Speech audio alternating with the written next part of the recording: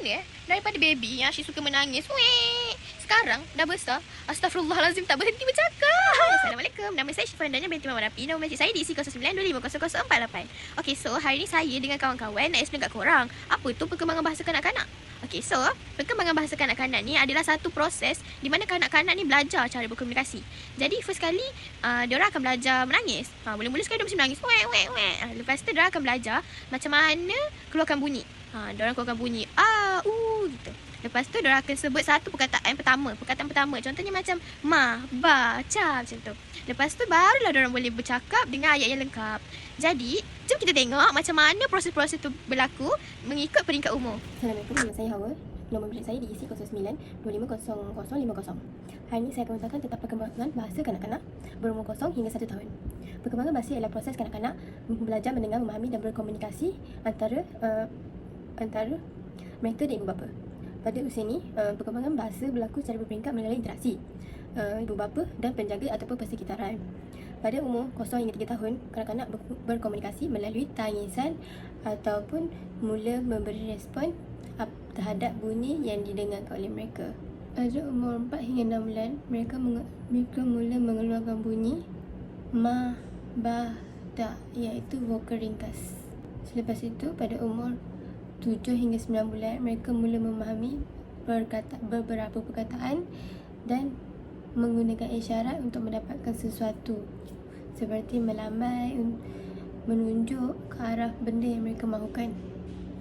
Seterusnya, pada umur 10 hingga 12 bulan, kanak-kanak mula menyebut ayat yang selalu mereka dengar seperti mama, susu.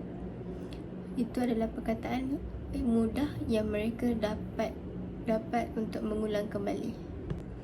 Sehinggalah umur mereka pada umur 1 tahun, perkembangan komunikasi mereka semakin berkembang yang menyebabkan mereka dapat berkomunikasi dengan ibu bapa melalui perkataan-perkataan ringkas seperti mama, papa, dada, bola.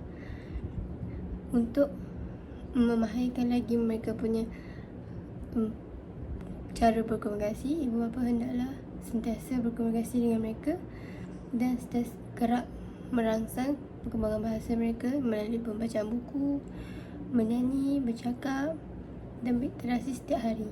Hai, nama saya Nur Andusah binti Ahmad Khadidah di IC 092523. Part saya akan menerangkan tentang kanak-kanak ni dalam umur 1 hingga 2 tahun. Pada peringkat tu, kanak-kanak ni dia dah faham sedikit tentang perkataan. Contoh, mama, ayah, susu kan dia susu. Okay, contoh kalau mama dia nak minta kat mama dia, nak susu. Dia bayi ni dia faham arahan sedikit. Contohnya macam mama dia panggil, mari duduk. So bayi tu dia dah faham lah. Secara tidak langsung komunikasi antara family ni meningkat. Okay, selain itu juga dalam umur 1 hingga 2 tahun ni dia dah faham meniru perbuatan orang lain. Contoh mama dia buat bunyi kucing. So dia akan buat balik bunyi kucing tu, miau-miau ke ataupun dia tengok dunia sekeliling tu dia faham dan dia akan meniru. Peranan ibu bapa dan guru juga pentinglah untuk meningkatkan lagi perkembangan bahasa kanak-kanak ni, sebab pada peringkat ini mereka punya komunikasi tengah aktif dan berkembang. Itu saja. Assalamualaikum dan salam sejahtera. Saya Siti Quratul Aini binti Ahmad Tamizi, nombor matrik di IC 09250053. Bahagian saya kanak-kanak yang berumur 2 hingga 3 tahun. Bagi kanak-kanak yang berumur 2 hingga 3 tahun ni, perkembangan bahasa kanak-kanak ni semakin berkembang. Pada usia ini, mereka ni ada sekitar 200 hingga 800 patah perkataan.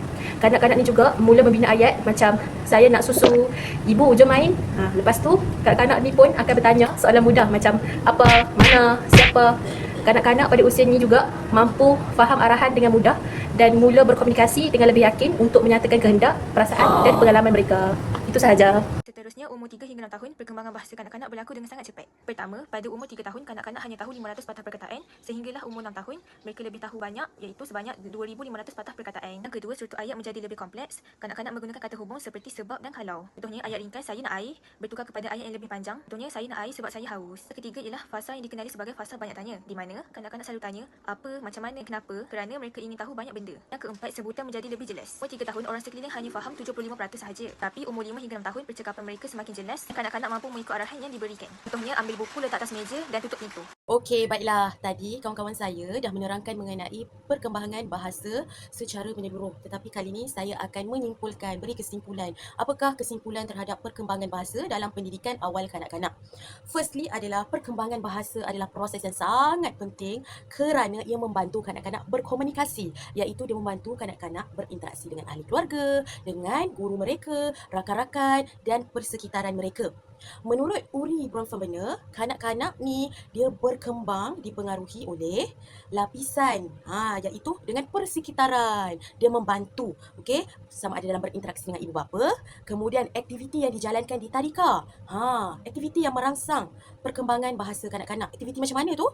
Yang pertama adalah bercerita, menyanyi dan memainkan peranan. Kalau kita tahu kanak-kanak dalam lingkungan praoperasi, mereka lebih mengenal imej dan gambar berbanding perkataan. Jadi mereka akan menyebut perkataan tu melalui gambar yang dilihat. Contohnya, bola.